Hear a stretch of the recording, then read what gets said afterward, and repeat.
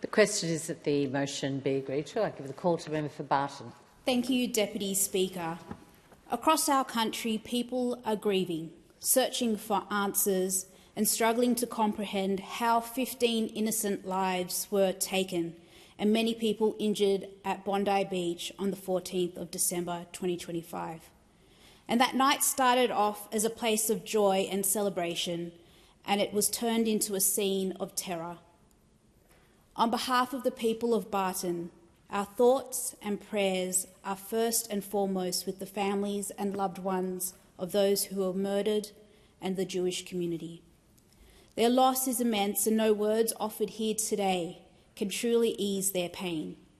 But they deserve to know that this Parliament stands with them in solidarity. This attack was not random. It was an act of terror, a deliberate target on the Australian Jewish community as they gathered together to celebrate the first night of Hanukkah, a festival that symbolises light, resilience and hope, and which in many other cultural groups of similar vein would celebrate light over darkness. Such hatred was unleashed at a moment of faith and joy is deeply confronting for all Australians.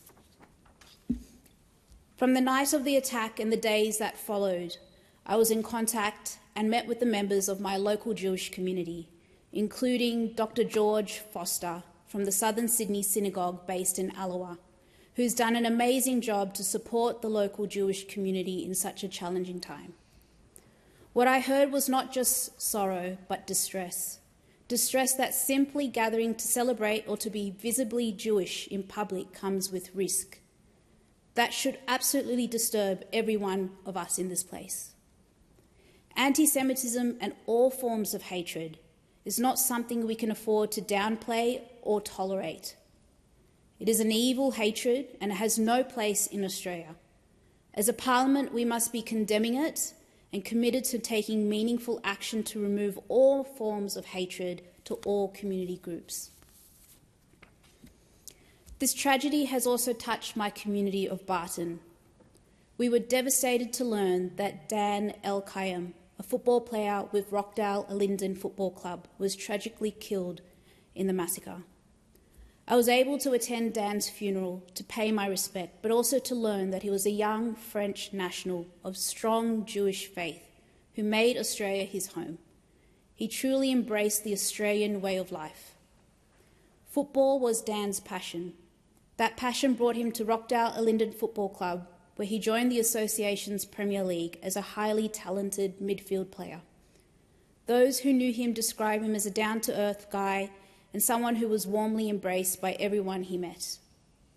His joyful presence, his respectful nature and his kindness will be deeply missed by his teammates and by all those who knew him. We pray for Dan, we pray for his family as they grieve a shocking loss. My deepest condolence to the Rockdale Linden football community.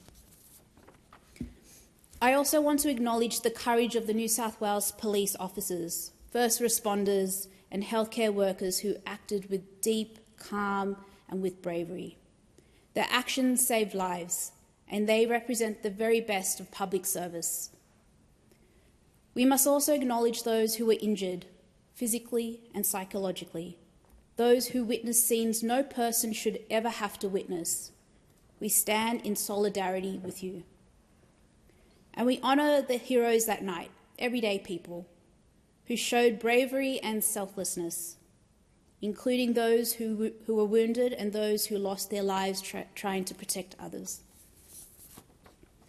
Deputy Speaker, this House must affirm, without any qualification, the right of every Australian to live, work, practice their faith, and just be in peace and safety, to gather freely without fear, to practice the culture of peace, to participate fully in Australian life, proud of who they are, proud of their contribution their community has made to our nation. At moments like this, Australia is very much tested. We can allow hatred to divide us, or we can stand together in unity and in peace. And Deputy Speaker, I believe Australians and the people of Barton expect us to choose unity and peace, to confront hatred with courage, compassion, and the best of the Australian spirit. For those who died on the 14th of December 2025, may they rest in eternal peace. The question